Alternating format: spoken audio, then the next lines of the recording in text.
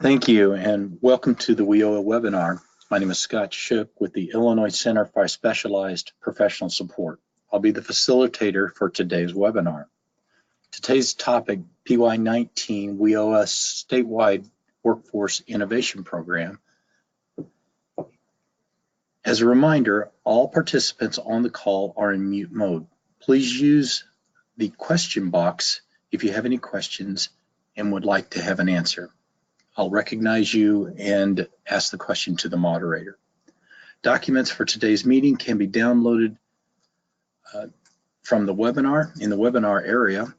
The webinar will be recorded and be available on the Illinois WorkNet website, usually in the next 48 hours. With that, I'd like to turn the session over to Lisa Jones, one of our panelists. Thank you, Scott. And Laura, can you please advance the slide?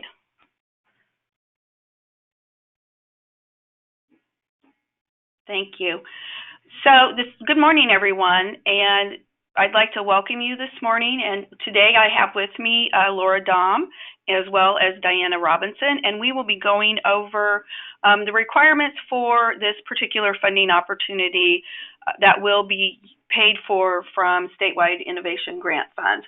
I kind of want to kick off the webinar, though, with an important funding opportunity page that you're always going to want to refer back to. This is where you will find out information about the application, as well as all of the various supporting materials that you'll need to complete the application, and the webinar will be found here. So with that being said, there's also the link at the bottom of the page. And we are excited to have you here, looking forward to answering your questions and getting some successful applications. We're going to kick off with Diana to just refresh our memory around our service integration policy, what's happened to date, and then we'll jump right into the technical proposal requirements. So Diana, I'd like for you to take us away. Thanks. Great. Thank you very much, Lisa. I'll add my good morning to you all. I know that a number of you are very aware of the background on service integration and the policy that the IWIB has developed. So as Lisa mentioned, this is really just to provide some general context. Most of the key documents, actually I can probably safely say now all of the key documents related to service integration are on Illinois WorkNet. So please, in addition to finding the NOFO there, you will also find the policy and every subsequent document that's been published since then.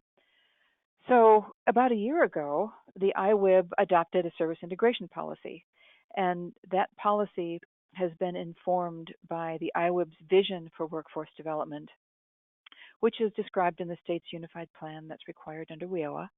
And this slide simply emphasizes that the point of service integration is to support that workforce system at both the state and local levels.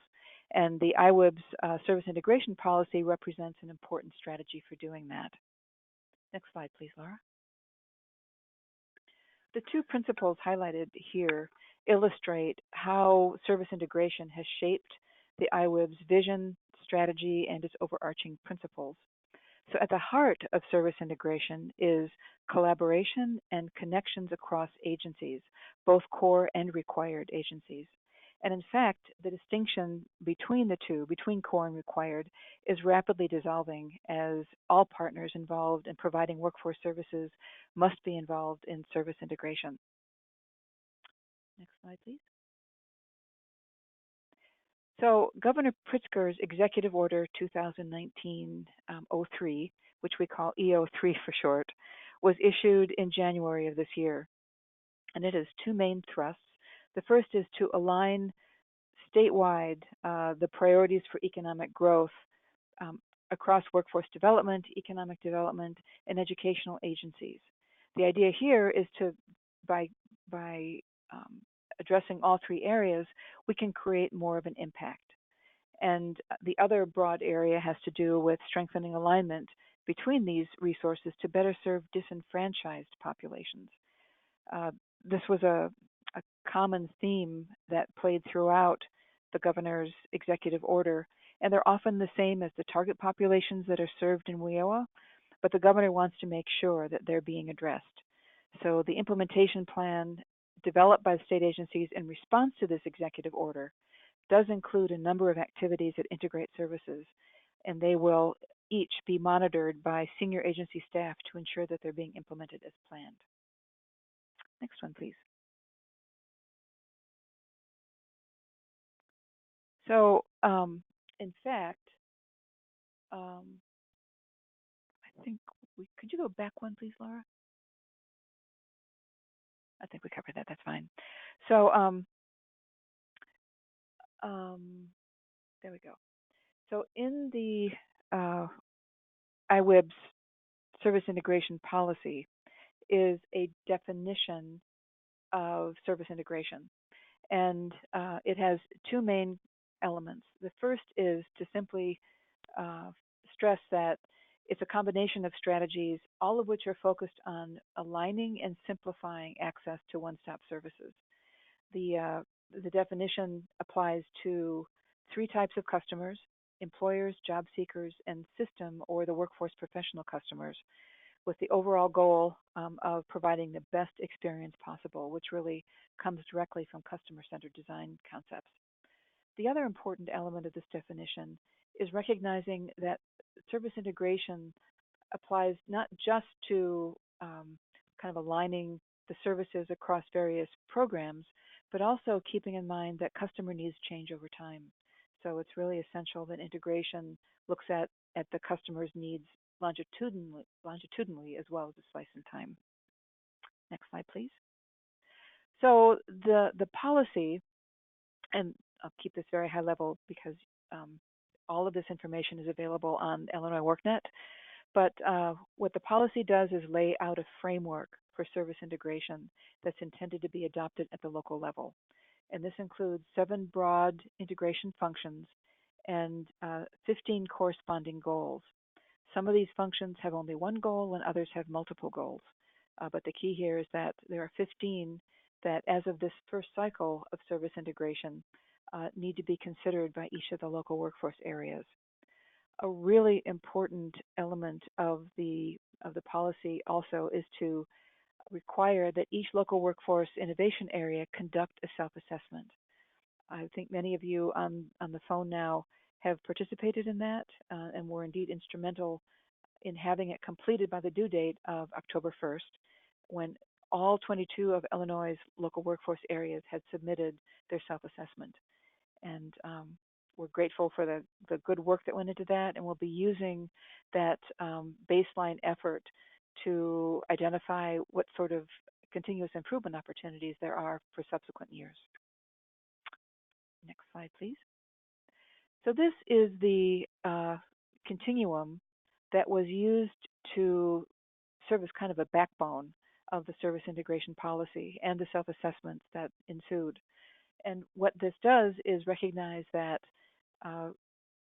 local workforce areas are often at several different levels of integration at the same time, whether it's from the lowest, which is isolation, somewhere in the middle, which includes communication, coordination, and collaboration, or at the upper end, which is true innovation. So what we asked each local workforce area to do is, from a systems standpoint, identify where they thought they were on this continuum for each of the 15 goals, and in a separate but related exercise, identify where they wanted to be. So that difference between where they were and where they wanted to be would serve as a focus for the priority targets that would go into their self-assessment. And this is how that process unfolded. Basically, each local workforce area convened the various WIOA partners to determine where they were and where they wanted to be on that 5-phase continuum for all 15 goals. And then, as really the culmination of that exercise, each local workforce area was asked to develop an action plan that again drew from that exercise that everyone went through to identify the 3 to 5 roughly priority goals that they would be focusing on in the coming year. What we've already been spending considerable time going through those results, we think, we know that every local workforce area took this exercise very seriously, judging by the quality of the result. And we've done some preliminary analysis, which we can share with everyone at a later time. But we thought you might be interested in knowing what the most frequently identified goals were. And far and away, communication across one-stop partners was the #1 goal. 20 of the local workforce areas identified that as their priority. Staff cross-training, which is certainly linked to communication, was identified by 14 local workforce areas. Business services, which was embedded in another goal we pulled out because the integrated business services team that the IWIB is supporting was very interested to use this as an opportunity to find out where folks were on that particular dimension, and 12 local workforce areas identified that as a priority. And then finally, this whole arena of customer-centered or human-centered design was identified by 9 local workforce areas, many of them identifying the need for customer feedback mechanisms that could be used to kind of sharpen their focus and provide better customer service. So it's these action plans and those priority targets that are one focus of this NOFO. And the whole point in that emphasis is to support the implementation of those priority service integration goals. The other major emphasis in this notice of funding opportunity is support for local and or regional planning.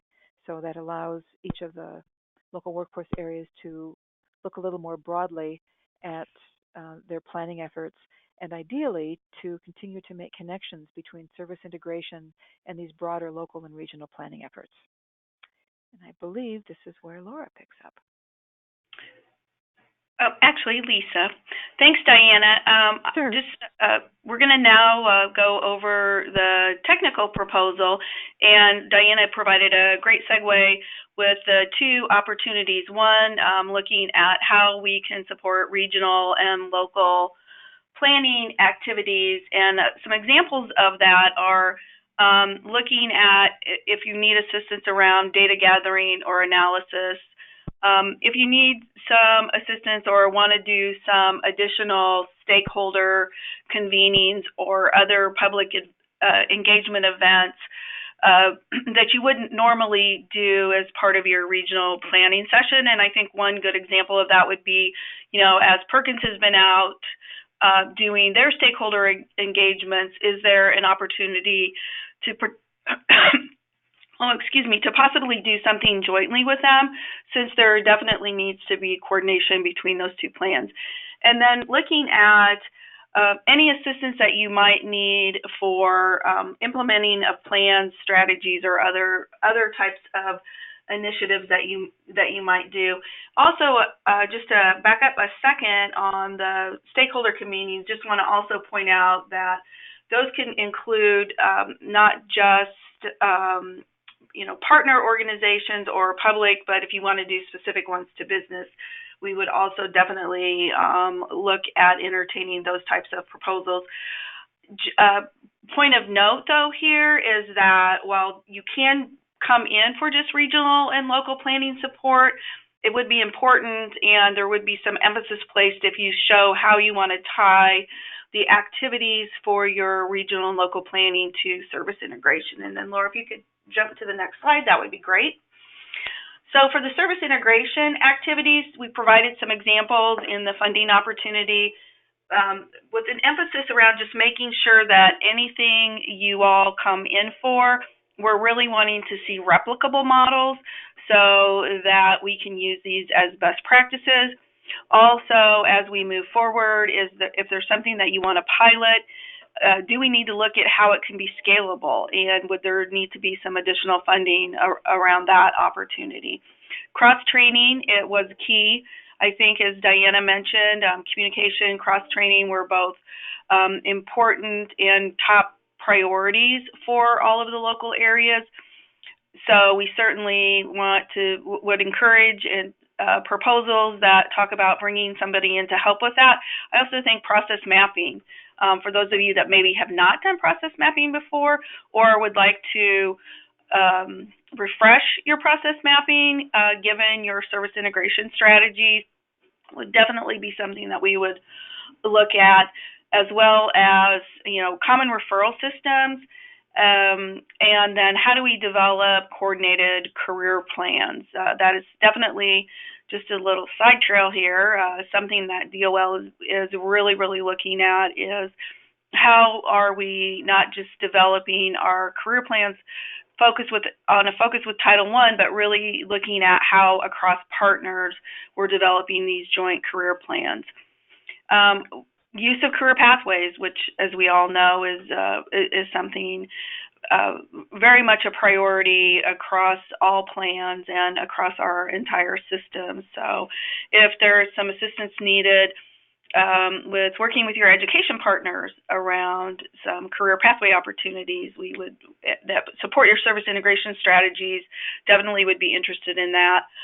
Business services, also, quite honestly, was a little bit, I think, lacking in our service integration policy. So definitely something that we'd like to see some proposals around to see where we might have some scalable opportunities. And then, of course, finally looking at how do we do or how can we streamline and better leverage our funds between the partners, and then what are some possible technical assistance needs around that. And Laura, if you could jump to the next slide, please.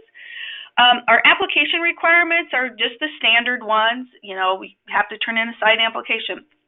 We're going to want an executive summary, technical proposal. What's your implementation plan? And certainly from that perspective on your implementation plan, you really pretty much have one. You might want to flesh it out a little bit more, but your next steps action planning tool, I think, forms a good basis for your project implementation plan. And then again, as I said, the standard, what's the resumes of the folks that you're going to be working with to implement this particular grant.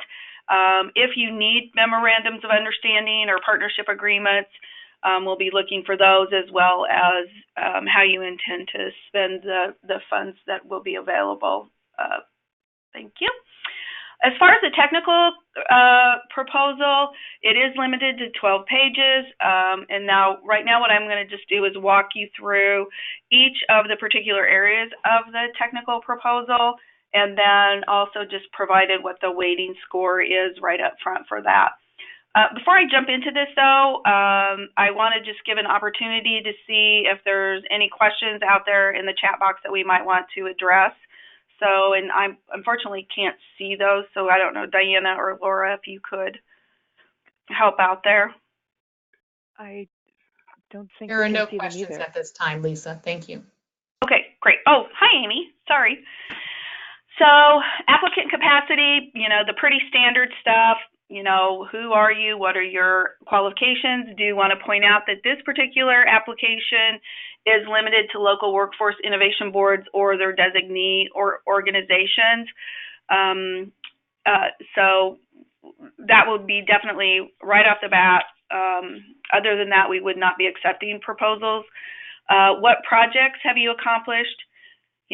Who are your partners? And certainly this is going to be very key for this particular one, since it's on service integration. That's kind of a no-brainer, right?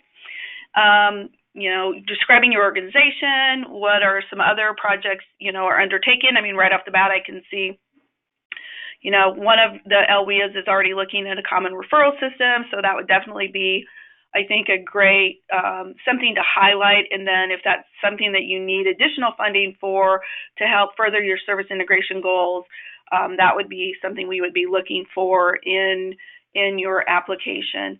And then, of course, qualifications, and then what kinds of resources are you going to need to have available to implement the grant. Next slide, please. Documentation of need. Here, again, what's the specific support that you're going to need? How does it tie, in the instance of the service integration plan, how does it tie to your action planning tool? If you're looking at regional and local planning, what particular pieces of the plan in the planning guidelines is this support going to tie to? how will the funding support increased levels of service integration? So, is this particular funding opportunity and the cross-training, that's definitely going to meet your goals to ensure coordination of functions, or making sure that joint staff know of each other's responsibilities. And then the final thing that we want to know here for around documentation of need is, if you didn't get this grant, what would be the negative impact? So how would this prevent your service integration efforts if you don't have this additional funding? Next slide, please. Project quality and integration. This, of course, is the heaviest weighted within the technical proposal. And there's just some guiding questions here of some things that we're going to be looking for. Again, as we mentioned in documentation and need, just reiterating how these efforts are going to support your strategies. Get into a little bit more detail here on what are the partner roles here. What are your collaboration efforts? And I think this is important, not just to tie to your action planning tool, but also the continuum of where you are. If you're at communication, but you feel like you're at the bottom of communication, are your partner roles going to increase that to move that up to a mid-level or an upper-level communication strategy? And as those of you recall, that especially those of you in the pilot, that's one of the things that we talked about. It's okay if for right now you're not maybe jumping up to the next continuum level, but really just moving the bar within a particular continuum, as the example of communication. What are going to be the steps that you're going to need to implement this particular activity, and what are the objectives, and how will you measure those, so that when we do an evaluation, we'll be able to come in and see those measurable objectives and be able to use that information to identify changes in policy that might be needed. Is there something in particular that we're also going to see we need extra technical assistance on as a state, and those types of activities? As I mentioned earlier, we're definitely looking for replicable models, but I think as importantly, or if not more importantly, is how are you going to sustain this? So if right now you develop a curriculum, for example, as part of cross-training, and I'm using that because right now it's the easiest example. But if you're doing cross-training and you develop a curriculum, then are you going to be able to, how will you improve or make updates to that curriculum? How are you going to manage the project? Is there, who's going to be your project manager? How is this going to integrate into your overall one-stop system as you move forward? And then, of course, thinking about how you're going to tie the objectives and your planned activities to what your identified need and problem is. Next slide, please. I'm going to stop right there. Is there any questions so far? Any? Nope. Okay. I have questions about the availability of the PowerPoint and being able to see the copies of the handouts. So we will share the PowerPoint with everybody in attendance and who registered following the event. Yep. Yes. Thank you, Amy. And we'll also in that provide the links to the two sites, the one to the funding opportunity, and actually there'll be 3 sites, but I'll let Laura talk about the 3rd site, and then also the service integration technical assistance site. So the cost effectiveness, what are your expected outcomes, which I think just reiterating that outcomes are extremely important here.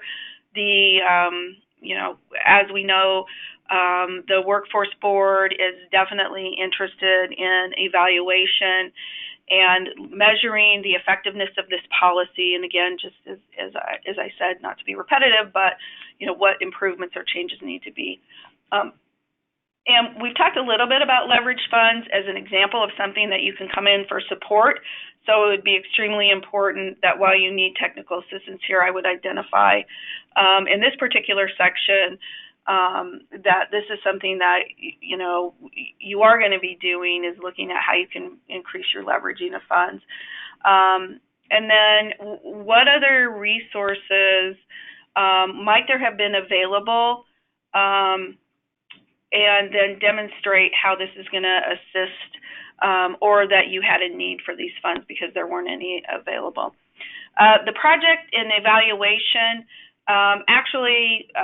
when we issue the new PowerPoint, this will be changed a little bit because you won't necessarily, we're actually going to do a statewide evaluation so that we consistently apply everything that we're looking at across the grants.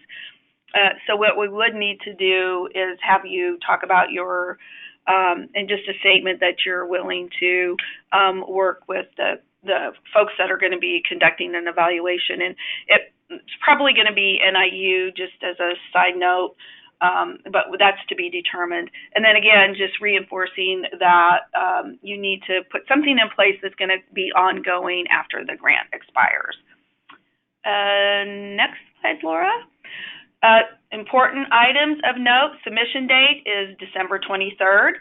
As per our past practice, there is a application email that on Illinois WorkNet, they must be received by 5 o'clock. We are asking that they be formatted using 11-point Roman font. There is a maximum of 12 pages, and as you'll see and I apologize, we should have put this on each of the slides, there are maximum page sizes for each area of the technical proposal. And I can go over those if anybody would like me to. And then we're really going to put this on an aggressive time frame, being cognizant of the fact that, not only are regional and local plans due quickly after the first of the year, but because service integration is such an integral part of those planning requirements, we want to get the funding to you as soon as possible. But certainly, the understanding is that this grant funding is going to go on past the submission period. So looking at possibly early January, but definitely sometime in January to get decisions out to you all. So with that, I think, do I have one more slide, Laura? No. Okay. So with that, Laura's going to go over all the fun details that we all love, our GATA system, and some of the allowable activities. So if there's no other questions in the chat box, I'll turn it over to Laura. Amy? Okay. Thanks. All right. Thank you, Lisa. This is a part of the presentation that's standard for every NOFO, Notice of Funding Opportunity, that we have, Workforce Grants 101. Typically, this is the John Barr section of the presentation that I'll be doing today. It's an overview of Workforce Grants 101 that most everyone on this presentation is quite familiar with. One of the, looks like we're missing a slide here. We do have a funding opportunities site on Illinois WorkNet where it goes through it lists all the different funding opportunities that are available, and it goes through the grant life cycle and through the pre-award requirements of a workforce grant all the way through the post-award part of the grant. So it gives you a little bit of a life cycle and know what to expect throughout. The Illinois Grant Accountability and Transparency Act is a state law and is required for all use of grants within the state of Illinois. It reduces the administrative burden on state agencies and grantees, and it's an adoption of the federal grant requirements and regulations codified at 2 CFR Part 200, which is the uniform requirements. Grantee pre-award requirements that must be completed prior to grant award execution are all grantees must be registered, they must be pre-qualified, they must complete financial and administrative risk assessments, ICQs for shorts, they must complete programmatic risk assessments, and they must complete mandatory disclosures and conflict of interest documents. GATA and direct cost rate system, each grantee must go through these different requirements. At the OMB GATA website, grantees can go in and see, as well as agencies can go in and see grantees have been, if they're authorized, if they're currently registered, if they're pre-qualified, and if they have completed the fiscal and administrative risk assessment. And also, there's a centralized indirect cost rate system where agencies and grantees can go in and see what the agreed upon cost rate is. All grantees, because the grantees are limited to local workforce investment boards and their designated grant recipients, and through this notice of funding opportunity, all grantees are currently registered. So this slide is moot because everyone's registered. The same way with pre-qualification. Every one of the local workforce boards or their grantees have been pre-registered or pre-qualified. GATA is a framework for risk assessment. The ICQ, or the fiscal risk assessment, must be completed annually. Each one of the local workforce boards and or their grantees have completed the financial risk assessment for this year, so that has been completed. The programmatic risk assessment has to be conducted by the awarding agency, and it is unique to each NOFO and grant program. So there will need to be a programmatic risk assessment completed specifically for this notice of funding opportunity. The indirect cost rate selection goes through the centralized indirect cost system, or CARS, and that each local workforce board has already, or their grantee has already been established a indirect cost rate for this year. Those have to be done no later than 3 months after the effective date of the state award, or 6 months after the grantee's fiscal year end date. That might be a factor coming up with it being the end of the year and some of the grantees' fiscal year ending at the end of the year. So each grantee needs to just be cognizant of their fiscal year end date. If their fiscal year end date ended in June, then their 6 months would be up in December. So you just need to make sure that you keep that up to date.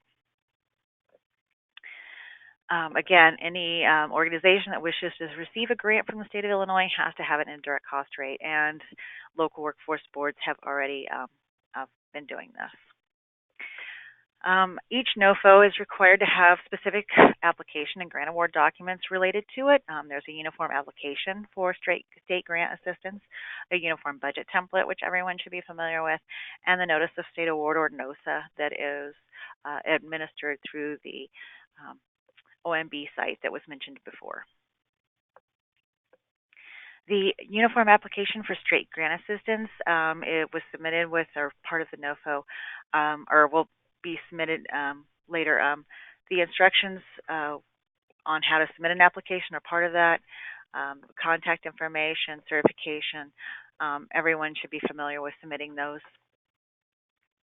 The uniform budget template, again, it's a Excel spreadsheet. It's based off the SF 524, which is the federal budget template. There are uniform administrative guidelines that are set up on it, and the costs are, again, associated with WIOA costs. They have to be allowable, reasonable, and allocable. This slide goes over allowable costs, which is at the 200-403 and the uniform guidance. The factors affecting allowability of costs. I'm not going to go into each one of those, but they have to be necessary and reasonable for the federal award. Reasonable cost, again, the cost has to be reasonable based on the uniform guidance at 200-404. And the allocable cost, the cost has to be allocable across the federal award.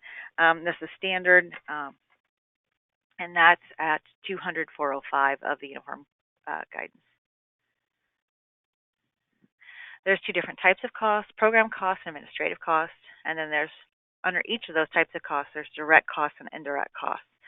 And there's more information about those types of costs in this SMART module. That you can click on this link, and this link will be available in the PowerPoint presentation for download. And then the types of costs here are described, whether it's direct costs, costs that can be specifically identified with a particular cost objective that are described in 200-413, or the indirect costs, which are facilities administrative costs, which can be are common costs and can be benefiting more than one cost objective, and they're described in 200-456, and those are indirect costs. The uniform budget template outline, the Excel spreadsheet covers several sections. There's an instructions tab. Section A is the grant funds, where it provides a summary and the indirect cost information. Section B covers match. If it's covered in the notice of funding opportunity, there's a certification page, a FAFATA data collection page, and Section C, which is the actual budget worksheet and narrative. Section A covers the state of Illinois funds, so that would include all the funding provided by DCEO as part of the federally funded pass-through. The definitions are consistent with the Uniform Administrative Guidance. The line items that are grayed out are not applicable to this particular grant program. And the Uniform Budget Template provides a space for program-specific line items, so those will be specific to this particular funding opportunity. Section A covers indirect cost selection, and so that will have to match whatever the grantee is going to take for the specific notice or funding opportunity for this particular grant. So Section B is non-state of Illinois funds, which is matching funds. So any matching funds that you will be receiving as part of this funding opportunity, you'll need to outline. The Uniform Grant Agreement, which most people should be familiar with. Part 1 covers 11 articles, and each one of those is outlined here. And this contains all of the requirements for the grant agreement, including the payments, the allowable costs, the budget, and the scope of work, and any reporting requirements. The reporting requirements fall here.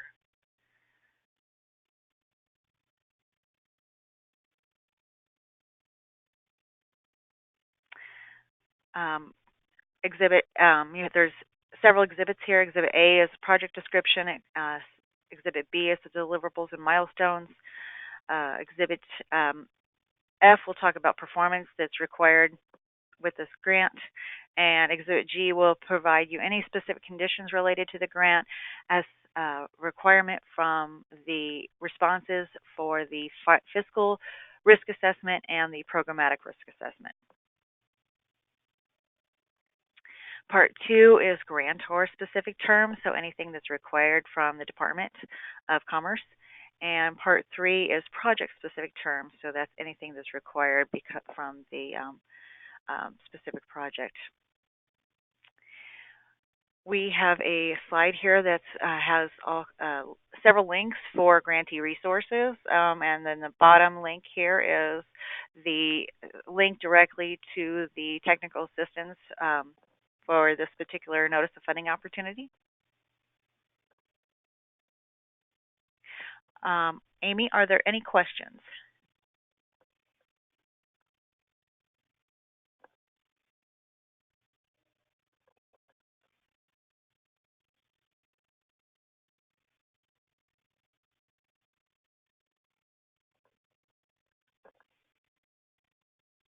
We do have one question.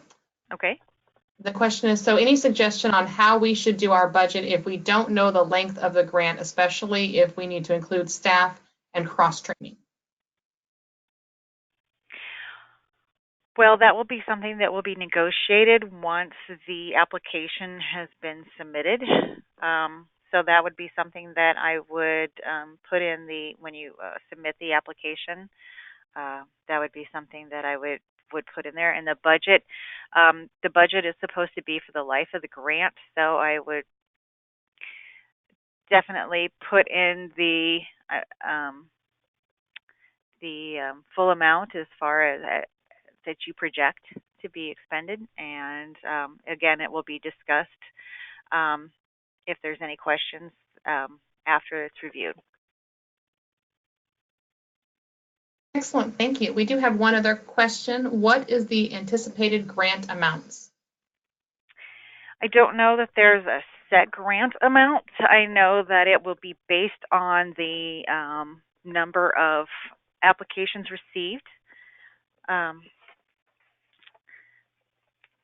don't know if Lisa's still on or not. I think she had to jump off. No, Lisa had to jump off. Yeah. And I don't know if you remember, Diana, but I think it was based on the number of applications that were received, the type of projects. So I don't know that there's a set amount Right. or a floor. Yeah. And I think, too, that the expectation is that there will be a wide variety of activities that people are seeking to support. So obviously, some activities are more costly than others. So there's a lot of latitude given to the writers of the grant.